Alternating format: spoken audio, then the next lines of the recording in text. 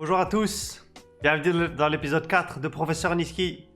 Aujourd'hui, je crois que j'avais déjà dit dans l'épisode précédent, aujourd'hui ça va être un épisode un peu plus compliqué, un peu plus détaillé de la laning phase. Donc voilà, on va commencer directement. Donc aujourd'hui de ce que je veux parler, comment jouer la lane, quand freeze, quand slow push, quand fast push, quand avoir un cheater recall. Je vais vous dire beaucoup de choses, quand trade, comment trade, comment savoir si vous gagnez un trade, si vous perdez un trade. Tous ces petits détails qui vont, je pense, vous aider. Et bien sûr, je vais parler surtout de la mid lane, parce que c'est le rôle que je connais le plus, mais souvent, vous pouvez appliquer ce que je dis sur les autres lanes aussi. Donc voilà.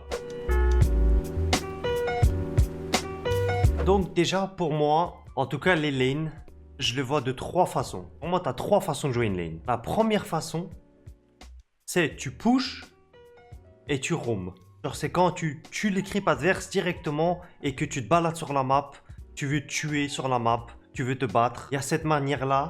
Ça, c'est souvent pour les champions auxquels... il y a des champions qui pushent rapidement, genre Ryze. Il y a quoi d'autre? Il y a genre les Talia, il y a le Aurelion Sol, les Galio.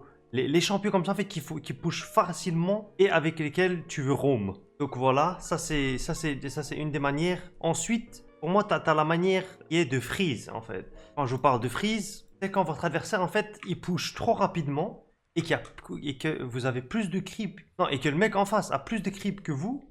Alors là, il y en a 1, 2, 3, 4, 5, 6, 7, 8. Comparé à 1, 2, 3, 4, 5, 6.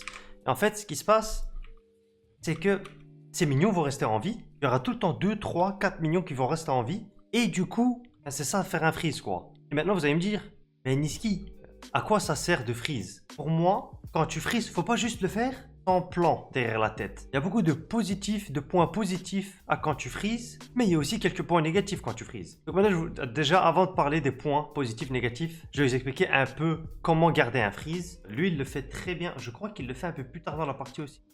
Oh. Ouais, voyez là ce qu'il fait? Regardez. Oh, il m'a tué un peu, mais ça c'est aussi plus ou moins grâce au freeze, mais pas vraiment. Et regardez là, quand il me tue. Là, je meurs. Et là, regardez. Moi, en tant que Orianna, j'ai plus de creep que Kennen. Du coup, lui, ce qu'il va faire, c'est qu'il va freeze. Il va last hit juste les minions. Et il va laisser mes minions attaquer ces minions et les tuer. Et c'est là ce qui va faire en sorte que moi, je suis obligé d'aller à la mid lane où j'ai besoin d'aide pour unfreeze la wave.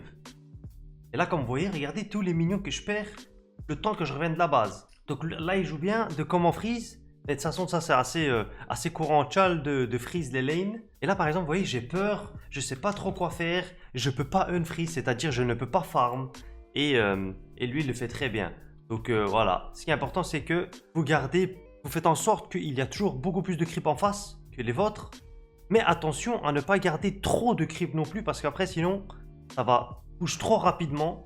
Et vos minions vont mourir trop rapidement.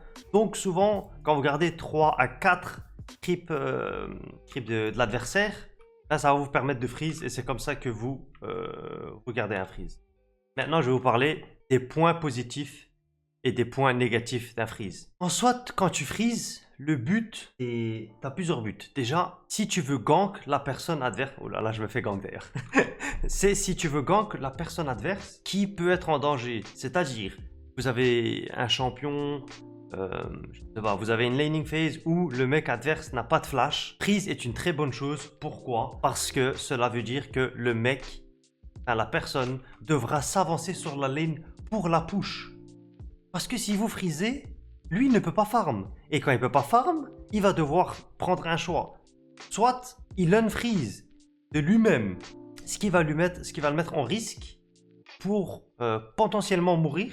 Ou soit il va avoir besoin de son jungle. Ce qui arrive souvent en challenger et en pro play quand il y a un freeze, c'est que le jungler vient, aide, ou même le support et le jungler viennent ensemble pour aider à unfreeze une lane, parce que souvent unfreeze une lane soi-même prend beaucoup de risques. Comme là, j'ai essayé d'unfreeze et je crois que je me suis fait punir. Non, je suis pas mort, mais vous voyez, là il est en train de freeze et moi je ne peux rien faire. Je ne peux pas farm, je ne peux pas prendre des gold. Je peux prendre de l'XP parce que je me tiens au max range de l'XP, mais je peux pas farm. Donc c'est pour ça que le freeze c'est trop fort. Surtout quand le mid en face a pas vraiment de dash ou a pas de flash, ou que vous avez un jungler qui peut gank facilement. C'est très important. Et même pour gagner la lane, freeze, c'est souvent mieux. Pourquoi? Parce qu'en fait, quand vous freezez une lane, ça va faire en sorte que le mec adverse ne pourra pas vous trade au maximum. Je vous explique. Ça ne s'applique pas contre tous les champions, mais surtout contre les champions mêlés. Contre les champions mêlés, faut tout le temps freeze si vous le pouvez. Irelia, Yasuo, Yone, tout ça, si vous pouvez freeze, c'est bien. Pourquoi? Parce qu'en fait, quand tu freezes, ben, le mec adverse ne peut pas te chase sur la lane. Genre là, par exemple, si la wave est là et que, disons par exemple, dans cet exemple, je suis un Yasuo. Ben, je suis dans la merde et je ne peux pas tuer le mec adverse. Même si c'est du pur 1v1, en fait, je peux pas vraiment le chase sous la tour, je peux pas prendre des bons trades. Et lui, ce qu'il va faire, c'est qu'il va juste me permatrade, il va juste me fight dans ses creeps, etc. Et moi, je vais pas pouvoir prendre des long trades et essayer de le tuer vu qu'il est tout près de sa tour. Contre les champions mêlés, c'est très important de freeze. Et c'est quelque chose que beaucoup de personnes ne font pas malheureusement. Donc, voilà. Donc, un petit résumé. Quand freeze, quand vous jouez contre un champion mêlé et que vous êtes un range, ou même si vous êtes un mêlé, quand vous jouez contre un champion mêlé, freeze, c'est très important. Là, je vous le dis, c'est très important. Quand le mec adverse, quand le mec en face peut mourir d'un gank de votre jungler, freeze. Quand le mec en face n'a pas de flash, là, tu freeze aussi pour le mettre en danger. Maintenant que je vous ai dit, quand freeze, maintenant vous allez me dire, mais Niska, alors, faut tout le temps freeze. Non, faut pas tout le temps freeze. Parce que, par exemple, si votre jungler se montre sur la map, genre là, leur jungler, je sais pas où il est, leur support, je sais pas où il est, du coup, c'est bien de freeze. Mais, si je vois leur jungler et leur support sur une lane, ben, je m'en fous du freeze. Je vais juste aller et push moi-même. Dans ce cas-là, disons que je vois Pipebot et je vois le Xinza au top, je m'en fous et je vais juste push. Du coup, son freeze va pas servir à grand chose. Il va quand même me forcer à faire un choix, c'est de push. Mais, vous voyez, je vais pas perdre beaucoup de creep. Donc voilà, ça c'est quand c'est un peu useless, quand ça sert un peu à rien de freeze. C'est quand vos coéquipiers sont sur des wards, ou qu'ils viennent faire un place, ou qu'ils sont morts, etc. Freeze, c'est pas très important, parce que vous pouvez pas faire grand chose du freezing. Après, ça vous empêche pas de freeze. Freeze, rien que pour le 1v1, ça reste bien. Parce que vous êtes safe, vous êtes sous la tour, vous ne pouvez pas mourir d'un gank, et le mec adverse va devoir jouer la lane d'une certaine manière parce qu'il ne peut pas prendre des long trades avec vous vu que vous êtes près de votre tour. Surtout contre les mêlés. Donc aussi, maintenant, je vais vous expliquer comment jouer contre un freeze. Et genre, quand ne surtout pas freeze. Quand ne surtout pas freeze, c'est quand vous avez une side lane qui peut se faire dive ou que votre jungler a besoin d'aide. Exemple, je sais pas s'il y a un exemple dans cette partie, mais un exemple, par exemple, si, disons, là, il freeze, mais qu'il y a un fight juste là de Xinzao et Kha'Zix. Ben, rester mid et freeze la wave, c'est useless. Pourquoi? Parce que moi, ce que je vais faire, c'est que je vais juste move au fight. Et même si, en soi, il a un avantage sur la lane, parce qu'il est en train de freeze, il est en train de forcer une action de ma part, ben, ce serait quand même moi qui serais le premier dans le move. Et du coup, c'est moi qui va gagner le fight normalement avec mon jungler. Donc, ne pas freeze quand votre jungler veut fight le jungler adverse. Parce que dans ce cas-là, le mid adverse va bouger en premier pour aider le jungle. Aussi, quand vos side lane peuvent se faire dive, donc c'est-à-dire quand il y a un push vers votre bot lane et que tu sais qu'ils vont se faire dive, bah là à ce moment, c'est soit tu gardes le freeze et tu freezes pendant longtemps, ou soit tu hard push et tu essaies d'aider ta lane et tu essaies d'aider ta bot lane. Donc voilà, ça c'est pour le freeze, c'est la première partie, donc voilà, ça c'est pour le freeze. Maintenant, je vais vous parler de slow push, fast push. Vous allez me dire c'est quoi le slow push et c'est quoi le fast push? Et je vais aller en custom, ça va être plus rapide, ça va être plus simple. C'est quoi le fast push et le slow push? C'est deux manières, en fait, si vous voulez, de push une wave. Pour ceux qui savent pas c'est quoi push, parce que je dis beaucoup push. Push, c'est juste pousser ses creeps, ses minions, vers l'adversaire pour que ça crache sous la tour. Donc c'est ça, quand je dis push, c'est juste pousser ses minions. Maintenant, vous allez me dire, c'est quoi slow push, c'est quoi fast push? Bon, slow push, c'est quand tu pousse la wave doucement. En quoi c'est utile de push la wave doucement? Souvent, c'est quand toi, tu es dans un match-up où tu veux pas crash rapidement la wave parce que après, sinon, ça slow push vers toi. Ou soit parce que souvent, moi, quand je slow push, c'est juste il n'y a pas grand-chose qui se passe et que je peux en soi techniquement aider mon jungler s'il a besoin de moi. Mais juste quand je lane normalement, pour moi, c'est du slow push. Genre, je last hit les creeps. C'est ça en gros. Slow push, c'est tu last hit les creeps. Pour moi, en tout cas, le slow push, c'est gérer la wave pour qu'elles se stack avec 2 ou 3 waves et ensuite se crash tous ensemble. Donc voilà, ça c'est le stop push. Maintenant le fast push. Le fast push c'est quoi? Le fast push c'est quand je le fais beaucoup quand je joue Rise, je le fais beaucoup quand je joue Ahri. C'est juste quand la wave arrive, en fait, pour moi, mon but avec mon champion, c'est de push et de roam. Du coup, je vais fast push. Alors, je vais être comme ça, hop, je push, je m'en fous un peu de la lane, je m'en fous de trade le mec en face. Moi, ce que je vais faire, c'est push et roam. Ça, c'est le fast push. En gros, je pousse la wave rapidement pour pouvoir roam sur la map et aller aider tes teammates, aller aider tout jungler, gank, et side lane, etc. Maintenant, je veux parler du cheater recall. Cheater recall, c'est quoi? Les mignons. Les cheater recall, si vous voulez, c'est quelque chose qui se passe sur les trois premières waves. Et c'est quoi? C'est de push les trois premières waves et de back après la troisième wave.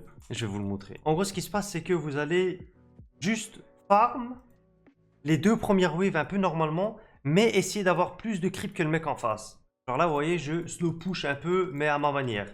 Genre là, vous voyez, j'ai 4-5 creeps et du coup, la deuxième wave va se push assez rapidement.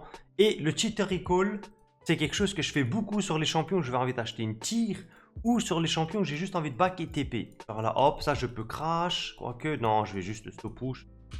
Là, hop, je prends wave directement.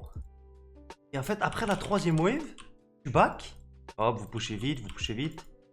Le cheater recall, c'est souvent sur les champions qui... En fait, c'est soit si l'adversaire te laisse gérer la lane, ou si vous avez un champion qui push vite comme Rise. Du coup, vous pushez les 3 waves et vous appuyez sur back. Et en fait, ce qui se passe, c'est que vous allez acheter un item, genre un tome, de la mana, des bots, quelque chose, une Doran, et vous allez retourner au mid. Et en fait, le temps que vous allez prendre pour aller au mid, le mec adverse pourra pas vraiment crash la wave. En fait, soit il essaye de push directement la wave et la crash sur votre tour, ce qui va vous permettre à ce moment-là de freeze. Et lui, vu qu'il n'a pas back, c'est-à-dire vous êtes plus fort que lui. Même si souvent vous perdez 1 à 2 creeps maximum, c'est worth it, genre c'est rentable si vous voulez, de cheater recall parce que vous avez un back sur l'adversaire. Donc voilà, ça je le fais souvent, quand je joue Rise, j'en suis sûr, je le fais tout le temps. C'est genre, je push 3 waves, je back, j'achète ma tire, je reviens, j'ai perdu 2 creeps, mais c'est pas grave parce que j'ai ma tire, du coup, j'ai assez de mana et je suis plus fort que le mec en face. Et je sais pas si c'est clair et tout, mais j'espère que j'explique bien. Maintenant, je vais vous parler un peu de comment trade sur la lane. Ou bien je vais juste regarder un replay, je pense que c'est mieux. Là, je joue Ahri contre Tristana. Je sais pas trop comment se déroule la lane, je connais pas le match-up, c'est la première fois que je le joue. Genre dans ma tête, je me dis que... En fait, je vous explique. Quand vous jouez un match-up, faut le visualiser dans votre tête et se dire... Bon, si je prends un trade, comment est-ce que le match-up se passe? Genre par exemple, là je me dis, in-game, hein, dans ma tête, je me dis, si elle me jump dessus, comment est-ce que le trade va se passer? Est-ce qu'il est gagnant? Est-ce qu'il est perdant? Et moi, je me dis que tant que je peux Z, par exemple là dans cet exemple, tant que je peux Z et que je peux courir et que je fais en sorte qu'elle reset pas son jump, genre là vous voyez ce que je fais? Je fais en sorte qu'elle puisse pas reset son jump, qu'elle puisse pas avoir son jump directement. Là pour moi le trade il est ok. Et une fois qu'elle peut recevoir un autre jump, là c'est le moment où le trade est nul. Pourquoi? Par exemple, parce que quand elle n'a pas de trade, souvent Tristana doit jouer beaucoup plus safe, parce qu'elle peut se faire gank, qu'elle peut mourir assez rapidement. Donc c'est quelque chose dont j'ai appris directement en game. Et aussi, c'est important de, quand vous passez à la lane, souvent, dites-vous, vous jouez pas tous les champions, mais dites-vous, qu'est-ce qui serait vraiment chiant si j'étais le mec en face? Genre, là je me dis, si je joue Tristana, qu'est-ce qui me ferait chier? Qu'est-ce que j'ai pas envie de jouer contre? Qu'est-ce que j'ai pas envie que le mec en face fait? Et du coup, je le fais. Genre là, par exemple, comme je vous ai expliqué sur le freezing, là, je freeze techniquement. La wave est de mon côté. Bon, il va la push et il va unfreeze, mais ça veut dire que je suis safe. Il ne peut pas me tuer parce qu'il peut pas me jump dessus, il y a la tour qui me protège. Donc, je joue un peu safe cette laning phase. J'ai pas de pression, je vais pas pouvoir aider mon jungler vraiment. Mais au moins, ma laning phase est ok et je farm tranquillement. Puisque je me dis qu'après le 6, c'est mieux pour moi. Hop, vous voyez, des petits trades, pas d'all-in. Là, mon trading pattern, je me dis, j'utilise juste tous mes sorts. Et elle peut pas me jump dessus parce que je suis près de la tour. Quand vous jouez une lane, vous tout le temps update avec les informations que vous avez eues. Par exemple, vous jouez Syndra Leblanc et vous êtes la Syndra. Ce match-up, par exemple, si Syndra cancel le Z de Leblanc, ben Syndra gagne pratiquement tous les trades. Et ça, c'est quelque chose que, par exemple, vous pouvez tester une fois. Tu vois. T'essayes. Tu te dis, bon, ok, je crois, Si je E quand elle Z et que je cancel son Z, je gagne le trade. Et c'est comme ça que la lane va se passer. Du coup, tu essayes une fois, ça marche pas, c'est pas grave, tu réessayes. Ou peut-être par contre, si tu te fais, si tu n'arrives pas à le faire 3-4 fois de suite, là tu vas dire, bon, peut-être que la lane se passe différemment. Tu vois. Donc, il faut tout le temps avoir une logique de comment les trades vont se passer. Et ensuite, quand vous jouez la lane, il faut t'adapter en fait. Si tu vois que tu gagnes tous les trades, mais que tu joues comme un débile, mais que tu gagnes les trades, bah tu t'en fous, tu joues comme tu veux et tu sais que tu gagnes les trades dans tous les cas. Là, je parle pas d'un match-up en général, mais juste, par exemple, il y a un match-up Sylas Echo où, je vous mens pas, Sylas gagne le match-up vraiment facilement. Tant que tu Z le Echo, tu vas gagner tous les trades. Et il y a des match-ups comme ça où tu gagnes dans tous les cas, mais il y a beaucoup de match-ups où c'est plus compliqué. Tu dois jouer autour des CD, tu dois jouer autour de cancel, tu dois bien gérer ta wave. Donc voilà. Là, dans cette game, par exemple, je vous parlais du freeze. Là, cette game, avant le 6, c'est important que je freeze ma wave à moi. Parce que je n'ai pas envie d'être dans la base adverse. J'ai pas envie de me retrouver ici. Pourquoi? Parce que sinon, je me dis, bon, la Tristana va me jump et elle pourra me rejump dessus. Du coup, elle peut me chase toute la lane. Maintenant, je vais vous parler de quand trade. Je sais pas si vous voyez quand je trade. Mais je pense que c'est important d'analyser quand vous regardez des replays ou quand vous regardez des streams. De quand je trade. Quand les pro players trade souvent. Vous voyez pourquoi je le trade là? Pourquoi? Parce qu'il veut push. Il veut prendre ses creeps et il veut push. Moi, je sais qu'il veut prendre les creeps et qu'il veut push. Du coup, je m'avance vers lui et je le trade. Et là, il fait un choix. Soit il m'attaque moi, soit il attaque le creep. Donc, soit il prend des gold et il se fait attaquer par moi, ou soit il prend pas de gold et il me trade. Vous voyez? Et là, comme vous voyez, je prends hop, un petit trade, je lui fais perdre des HP. Hop, il a perdu le creep, vous voyez, il a peur. Là, il s'en fout un peu parce qu'il sait que j'ai pas de C. Et là, ce que j'ai fait, par exemple, bon là, je l'ai raté, hein. Mais c'est pas vraiment si t'as réussi ou si t'as raté. Ce qui est important, c'est le concept. Là, regardez, je sais qu'il va auto-attaque ce creep. Du coup, je me dis, bon, s'il auto-attaque, bah, je peux le charm. Là, pour moi, je me dis, il va auto-attaque le creep, du coup, son champion ne va plus bouger. Mais j'ai été un tout petit peu trop tard. Je crois que c'est là. Genre là, vous voyez? Là, je me dis, il va auto-attaque, du coup, je vais lui envoyer un sort. Et je pense que ça va toucher. Malheureusement, je l'ai fait un peu trop tard et je crois que c'est trop loin. Mais c'est cette logique-là qu'il faut appliquer dans tous les match-ups. Il faut tout le temps trade la personne quand elle veut farm. Parce que quand elle veut farm, c'est là qu'elle est vulnérable et c'est là qu'elle peut pas vraiment trade back contre toi. C'est là qu'elle peut pas envoyer des sorts sur toi en même temps que farm. Donc voilà. Et aussi, c'est peut-être débile, hein, vous allez me dire, mais souvent faire deux choses à la fois, c'est pas simple. Genre farm et penser à trade avec un mec, c'est pas fait pour tout le monde, quoi. Donc, faut y penser tout le temps. Et c'est quelque chose que vous pouvez utiliser maintenant vous aussi. Vous dire que, est-ce que je me fais punir quand je creep? Est-ce que je suis vraiment vulnérable? Est-ce que je perds mes lanes parce que quand je creep, je me fais attaquer par le mec en face, mais je réalise pas vraiment? Et voilà, ça c'est un petit tip que je vous donne, mais et j'espère que ça vous aidera. Donc voilà. Je pense que j'ai déjà parlé un peu de la base. Hein. J'ai essayé de parler un peu plus en détail et je vais vous montrer un peu de comment ça se passe. J'espère que ça vous aura aidé. Dites-moi dans les commentaires, bien sûr, s'il y a d'autres choses que vous voulez que j'évoque, que vous voulez que j'en parle. C'est assez compliqué pour moi de choisir comment dire, les sujets de quoi parler parce qu'il y a tellement de sujets. Et aussi, quand je parle d'un sujet, j'ai l'impression que je fais souvent... Je peux pas tout dire parce que sinon, il y a trop qui rentrera dans ma tête. mais voilà, j'espère que ça vous aura aidé. J'espère que vous avez kiffé comme d'habitude. Désolé que ce professeur Niski, cet épisode-là, soit sorti trop tard. Mais le prochain sera ce dimanche. Donc voilà, merci d'avoir regardé. J'espère que vous avez kiffé. Laissez des commentaires et bonne chance. Et bien sûr, comme je l'ai dit au début de la vidéo, les tips là que je vous ai donnés, par exemple, trade quand l'adversaire farm, prise quand vous pouvez gank, etc. Ça s'applique aussi au bot, au top. Bon, pas à la jungle parce qu'il n'y a pas de lane. Mais voilà, du coup, vous pouvez le cheat recall par exemple, c'est quelque chose que vous pouvez aussi faire au top. Quelque chose au bot que vous pouvez faire, mais je pense que c'est un peu plus compliqué. Donc voilà, merci d'avoir regardé. À la prochaine. C'était Professeur Niski et j'espère que vous avez kiffé. Au revoir.